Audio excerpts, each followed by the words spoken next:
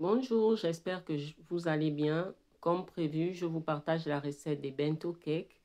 Donc, une magnifique petite génoise que vous pouvez faire pour vos bento cakes. Alors, pour cela, vous aurez besoin de 120 g de sucre, 120 g de farine et 3 œufs. Dans un premier temps, dans la cuve du batteur ou à l'aide d'un fouet électrique, on va venir casser 3 œufs. Après avoir cassé les œufs, on ajoute le sucre et on va venir battre le tout pendant 10 minutes. Il faudrait que votre mélange mousse et par la suite qu'il triple de volume. Au bout de 10 minutes, vous allez obtenir une mousse assez onctueuse et ferme. Et par la suite, on va ajouter de la farine tamisée. On ajoute la farine tamisée pour permettre à la farine d'être incorporée sans grumeaux. Alors, pour l'incorporation de la farine, vous pouvez le faire soit à la maryse, soit au fouet. Et lorsqu'on le fait à la maryse ou au fouet, que ce soit à la maryse ou au fouet, il faudra mélanger délicatement. Alors là, j'ai accéléré un peu ma vidéo pour mélanger. L'objectif, c'est de ne pas faire tomber les blancs et les œufs. Donc voilà, j'ajoute le reste. J'ai ajouté ma farine en 2 fois.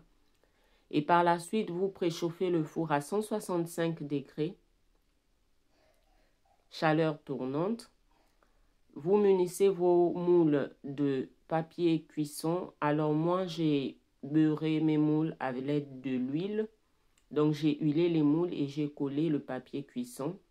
Et je suis venue verser la préparation. Donc, j'ai fait 3 petites génoises. Et vous enfournez à 165 degrés, environ 35 minutes. Après avoir mis toute la pâte dans les moules, on tapote afin de chasser les bulles d'air. Et on peut enfourner. Et on pique un couteau ou un cure-dent pour voir si notre pâte est cuite.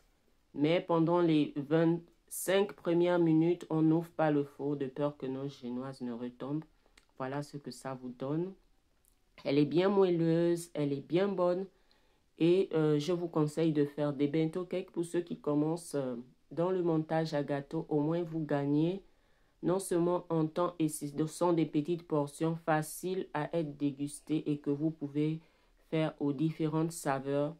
Moi, j'ai fait un avec de la confiture des cerises, une chantilly mascarpone au milieu et la crème au beurre tout autour.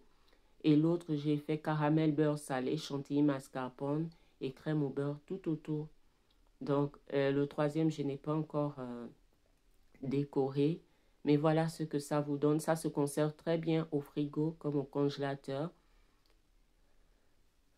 Vous les filmez à l'aide d'un papier film et vous les conservez au frigo. L'idéal, c'est que ce soit froid avant d'ajouter vos crèmes par-dessus.